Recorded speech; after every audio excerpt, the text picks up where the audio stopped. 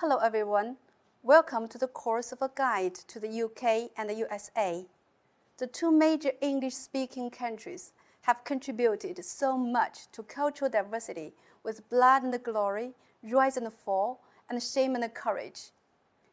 This course will guide you through time and space to visit the geography, to unveil the history, to know the government, to study the economy, to experience the education, media, and holidays, and to read the literature of these two countries. Are you ready? The voyage begins. To know a nation, you'd better start with her language. Of more than 5,000 languages in the world, only one language can claim itself to be a world language. English, which was spoken both in the UK and the USA, is now a universal lingua franca. In number of native speakers, English is the second language after Mandarin Chinese. If the non-native speakers are included, English is absolutely the first. It is the national language of the UK, the USA, Canada, Australia, New Zealand, and a number of Caribbean nations. And it's an official language of around 80 countries, including India, Singapore, Philippines, and Zambia, etc. In China, Russia, Japan, and other EFL countries, English has become the most important foreign language in trade, media, and education. Moreover, English works as the first working language in the United Nations, European Union, and other international organizations. At present, a third of population in the world use English. English is a real global language. How did English develop into a global language? What is the story of English language? This is a family tree of languages. English is in the Germanic group, which is a branch of the Indo-European family.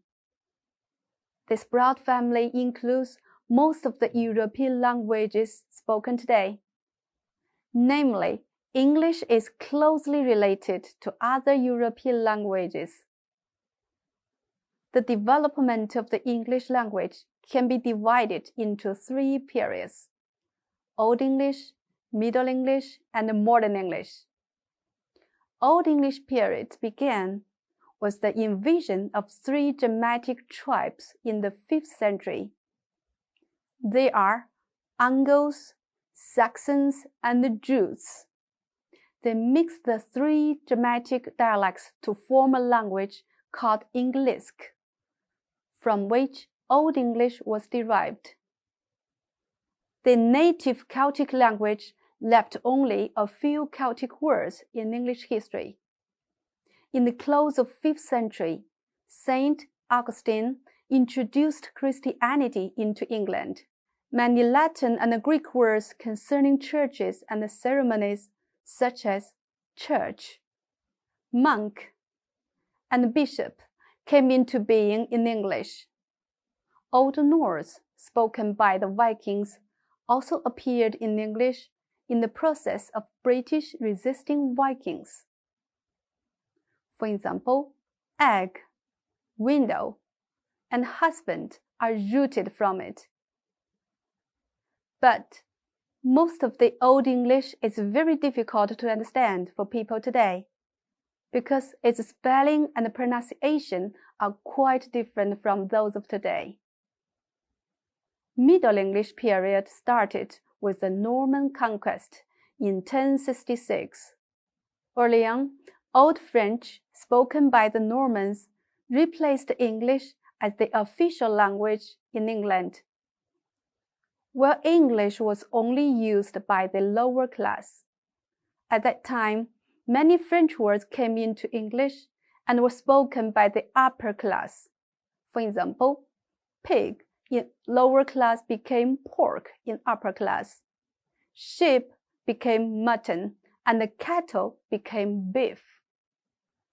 Though English was considered a vulgar language, it survived and took over French after the Black Death due to the rise of lower class.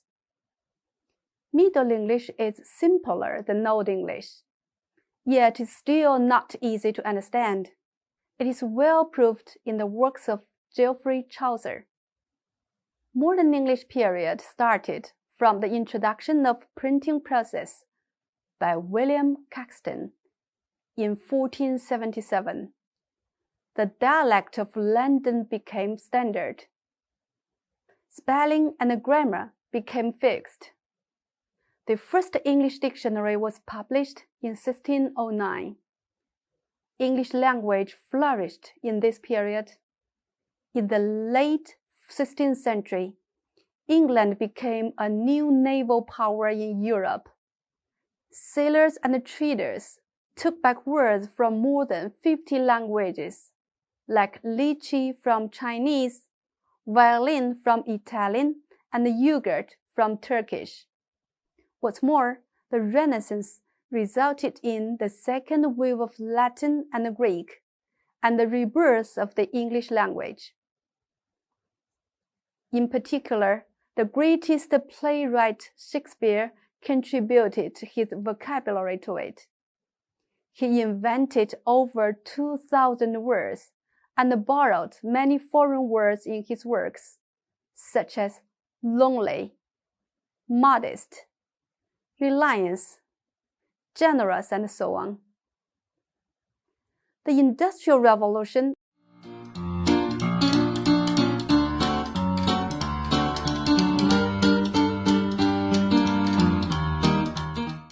and the rise of technology made many new words created.